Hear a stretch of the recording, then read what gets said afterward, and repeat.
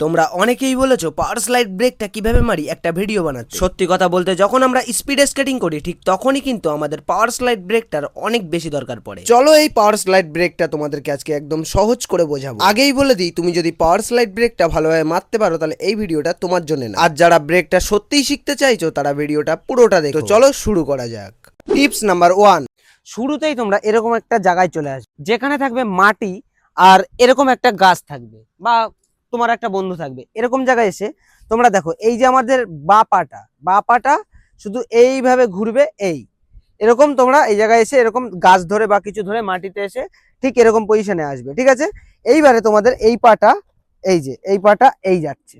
ঠিক আছে, এইটাই এইভাবে প্র্যাকটিস করতে হবে তোমাদের। গাছ ধরে এইভাবে এই পাটা ঘুরলো আর এই আসলাম। এই যে টিপস নাম্বার 2, এবারে তোমরা চেষ্টা করো একই জায়গায় দাঁড়িয়ে এক জায়গায় দাঁড়িয়ে এইভাবে লাফানোর চেষ্টা করো। এই বাপাটা এরকম ঘুরে যাবে আর ডান পাটা সামনে চলে যাবে। ঠিক এইভাবে ঠিক আছে, এইভাবে লাফানোর চেষ্টা করো।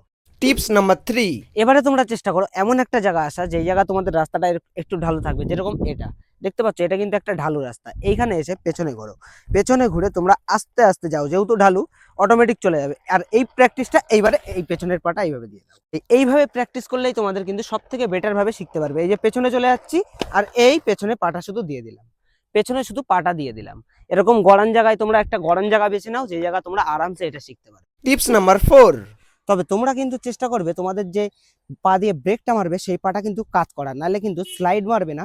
যদি তোমরা এটা খাড়া করে রাখো, যদি এরকম খাড়া করেই মারো তাহলে কিন্তু এরকম আটকে যাবে। ঠিক আছে, আটকে যাবে এরকম, কিন্তু এটা কিন্তু স্লাইড হবে। তোমরা চেষ্টা করবে সবসময় এইভাবে পা কিন্তু একটু কাত করে রাখা, তাহলে তোমাদের পাটা স্লাইড মারবে।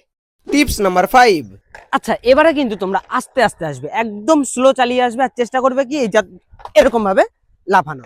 এতক্ষণ যেভাবে লাফিয়েছিলে সেভাবেই আস্তে আস্তে আসবে। আমি এই দেখো এরকম আমি আস্তে আস্তে যাবো, আস্তে আস্তে একদম স্লো চালিয়ে আসবে আর ঠিক আছে, একদম স্লো ভাবে মেরে দেবে। এতক্ষণ যে প্র্যাকটিসটা করেছো সেটাই আস্তে আস্তে এসে ট্রাই করবে।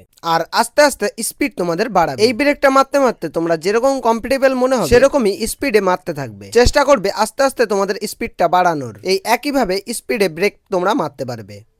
তো বন্ধুরা, এইভাবেই কিন্তু তোমরা প্র্যাকটিস করতে থাকলে আরামসে এটা শিখে যাবে। ভিডিওটা কেমন লাগলো অবশ্যই জানিও। আরো কিছু জানার থাকলে কমেন্টে জানিও। ভিডিওটা ভালো লাগলে লাইক করো।